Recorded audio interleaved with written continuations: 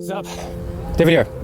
Today I want to talk to you about power versus force, and I want to start off by talking about this concept known as alpha. Okay, a lot of people mischaracterize this word alpha, and let's actually look at where this word comes from. So this word comes from studying animals, right? Studying wolves and studying primates, and they would notice that in these groups of animals that there would be like one leader of the group, and they coined this leader the alpha, right? There's an alpha, usually an alpha male and an alpha female. And this concept of this word of alpha gets very misused in modern day society and like business and like the mainstream. You got to be like macho, you got to be like confident. And people think that that's what being alpha is, like being all this confident and like being beating people up and putting others down. They think that that is what that actually means. But even the one who has coined the term, one of the first people who has coined the term alpha, he goes by the name of Frans de Waal. And he did a lot of studying on like primates, on like the alpha males and females, right? He actually says that the way that these business books, these personal development books, they portray alpha is actually it's like mischaracterizing the word, right? And what that word or that concept really means, like being the leader of the group, really means it's more about caring for others. Like the alpha of the group is more of the person that cares and supports other people. They're not the one that are trying to fight against each other all the time. That's not them at all, They're more about like the people who, whenever there's an argument between two other animals, they're the mediators. They're the peacekeepers.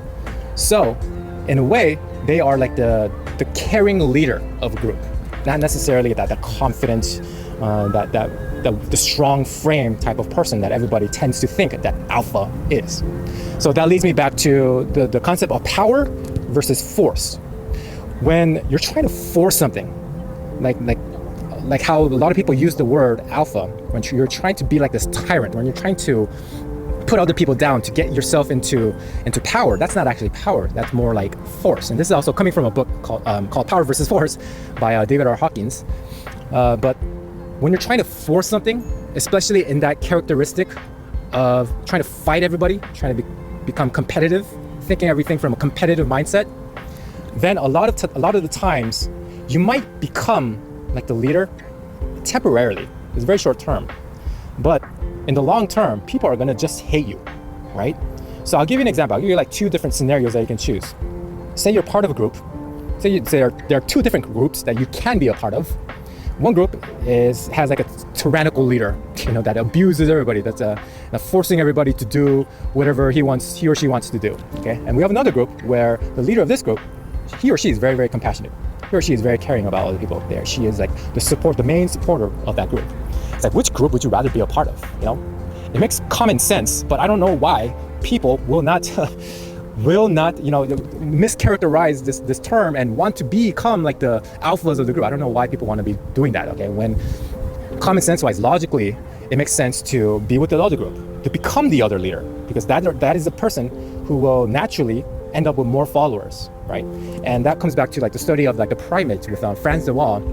He noticed like the best of these type of the alpha males, whatever, alpha females, that a lot of the ones that had that supporting others, that had the making great relationship, that kind of skill, and just the caring of other primates, those were the leaders that at the end of like their reign or at the end of their life, like a lot of people would take care of them. When like they become sick, a lot of their followers would like they would bring them food, they would make a bed for them, so that goes to show that we can learn something from this. We can learn that it's not always about being overly confident and trying to fight everybody, but maybe being supporters of each other, maybe caring more for others, because that is where true power comes from. It's not force, it's all about power. And that to me is true power. So that's all I had for this video. Hope you found value out of this one. I'll talk to you again.